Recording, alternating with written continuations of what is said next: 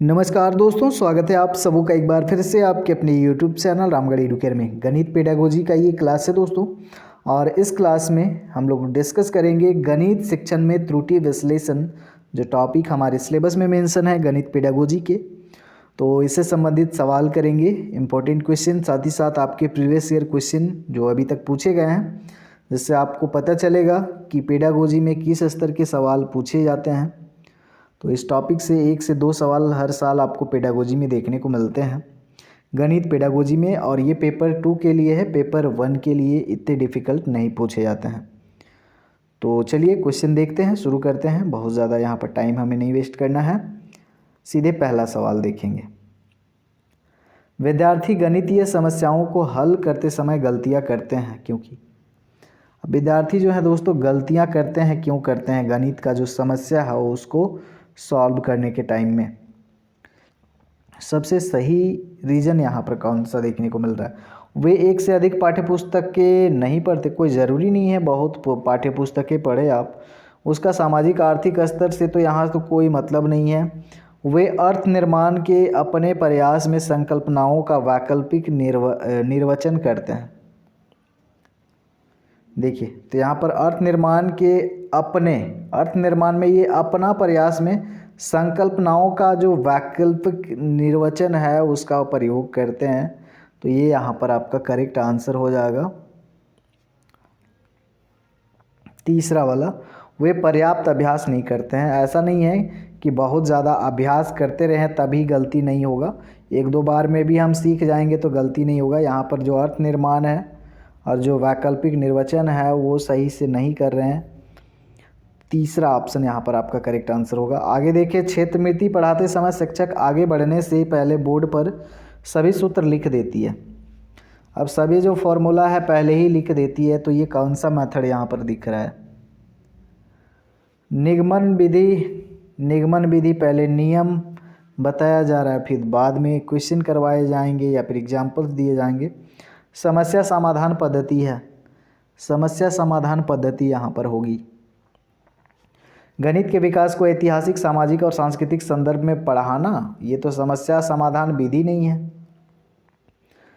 गणितीय बोध, भाव, विचारों और तकनीकों के पदानुक्रमिकता के माध्यम से क्रमिक तथा व्यवस्थित दिशा निर्देश, ये समस्या समाधान होगा यहाँ पर आपका करेक्ट आंसर। चलिए आगे देखें। यहाँ पर श्री मनीष समिति की संकल्पना को स्पष्ट करने के लिए बहुत सारे हस्तचालनों, गणित प्रयोगशाला गतिविधियों तथा ICT गतिविधियों का प्रयोग करते हैं श्री मनीष। अब श्री मनीष जो है सममिति पढ़ा रहे हैं। सममिति का जो संकल्पना है उसको स्पष्ट करने के लिए वो क्या कर रहे हैं? हस्तचालनों यानी कि मैनिपुलेटिव गणित प्रयोगशाला गतिविधि ICT गतिविधियों का प्रयोग करते हैं। तो मनीष यहाँ पर क्या चाहते हैं?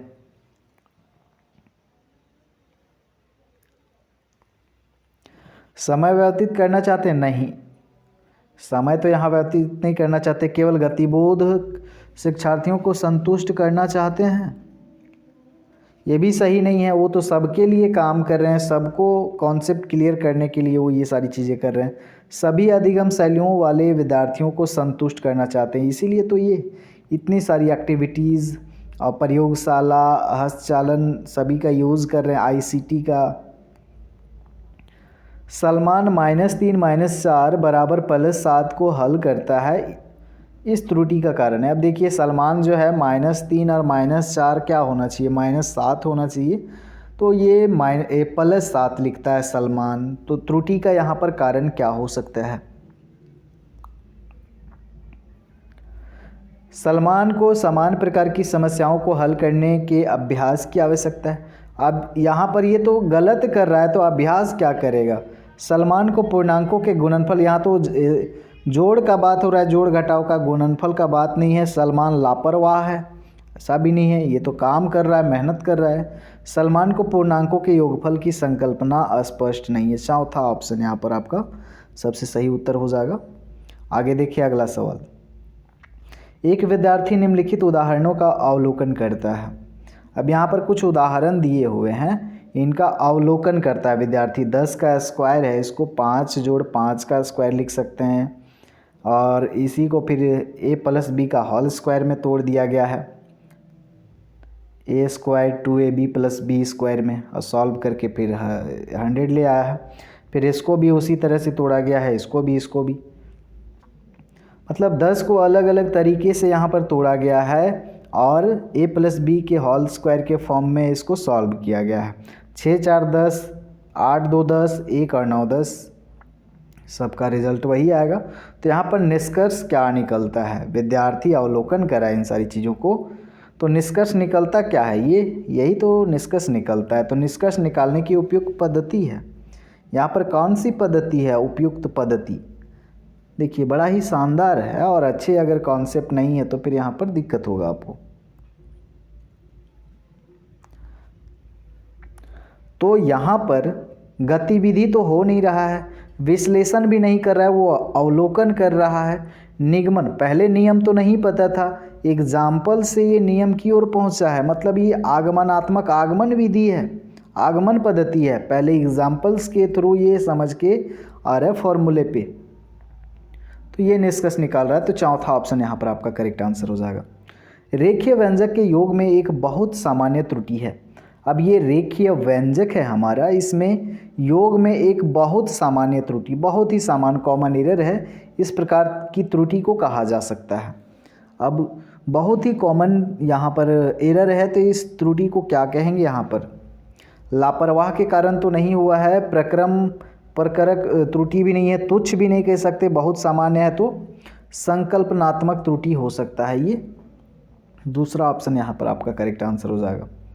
जियोजेब्रा सॉफ्टवेयर की सहायता से शिक्षार्थी के द्वारा ज्यामिति की सभी अवधारणाओं को सीख सकते हैं। तो शिक्षार्थी जो हैं खोज परक उपागम के द्वारा ज्यामिति की सभी अवधारणा को सीख सकते हैं जियोजेब्रा सॉफ्टवेयर की मदद से।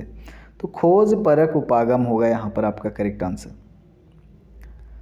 आगे देखिए यहाँ पर कक्षा 6 की ज्यामितीय कक्षा में अध्यापक ने विद्यार्थियों को 30 डिग्री, 60 डिग्री, 90 डिग्री माप के कोनों की रचना व उनके विभाजन करने को कहा। उसके बाद विद्यार्थियों को 15 डिग्री और 45 डिग्री का कोण बनाने के लिए कहा। इस समय यह कार्य अध्यापक का जो प्रयोजन दर्शा रहा है वह है। अब यहाँ पर पहले तो अध्यापक जो है क्या करता है, 30 60 90 माप की कोण का रचना, उसके बाद में विभाजन करने को कहा। उसके बाद विद्यार्थियों को 15 डिग्री और 45 डिग्री का कोण बनाने के लिए कहा। अब यहाँ पर अध्यापक का जो प्रयोजन है ये दर्शा रहा है कि वह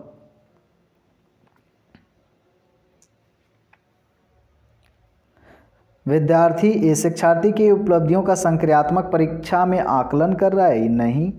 अनुभव संबंधी अधिगम का मौका, अनुभव, इसमें अनुभव क्या होगा, इसमें तो अनुभव कुछ लग नहीं रहा है।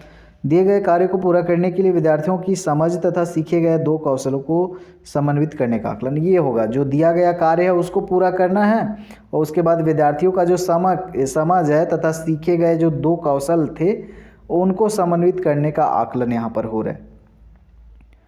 छाया ने दी गई परिमेय संख्या को इस प्रकार हल किया, ये परिमेय संख्या है, इसको हल किया है तो ये रिजल्ट आया। इस प्रकार की त्रुटि को माना जा सकता है। अभी देखिए माइनस माइनस भी तो यहाँ कैंसिल हो रहा था, तो रिजल्ट प्लस में होना था, तो यहाँ पर त्रुटि है। ये छाया जो सॉल्व करी है ये गलत सॉल्व करी है, तो किस तरह का यहाँ पर त्रुटि बोला जा सकता है, इसको संकल्पनात्मक त्रुटि।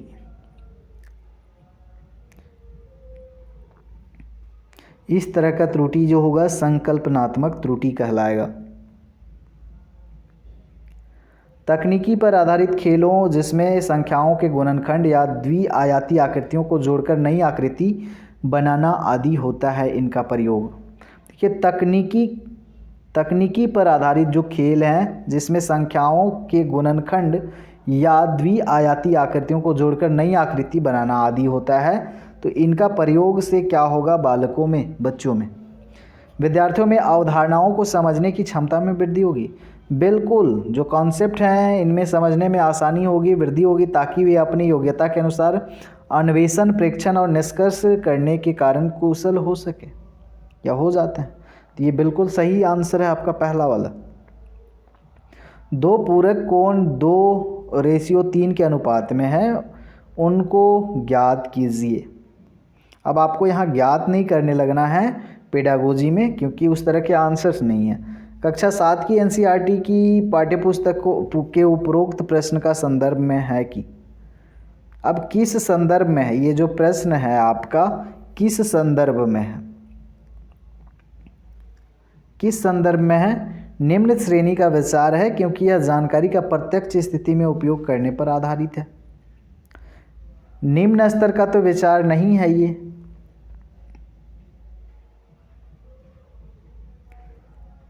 निम्न स्तर का विचार नहीं है। उच्चतर श्रेणी का विचार है, क्योंकि ये अपेक्षा करता है कि दी हुई जानकारी की व्याख्या की जाए, बिल्कुल इसका विश्लेषण किया जाए और इसके प्रयोग से वांछित जानकारी प्राप्त की जाए। मतलब ये जो है दूसरा वाला आपका सटीक आंसर हो जाएगा यहाँ पर। चलिए, तो इसके बाद और एक मैथ्स का पेडागोजी रहेगा, उसके बाद पेडागोजी सेक्शन आपका कंप्लीट हो जाएगा। उसके बाद हम लोग शुरू करेंगे फिर साइंस का पेडागोजी। तो आप लोग रिवीजन करते रहें, पढ़ते रहें, यहाँ ये सब प्रैक्टिस भी करें और बताएं कितना हो पा रहा है नहीं पा रहा है। मिलते हैं अगले वीडियो में, धन्यवाद।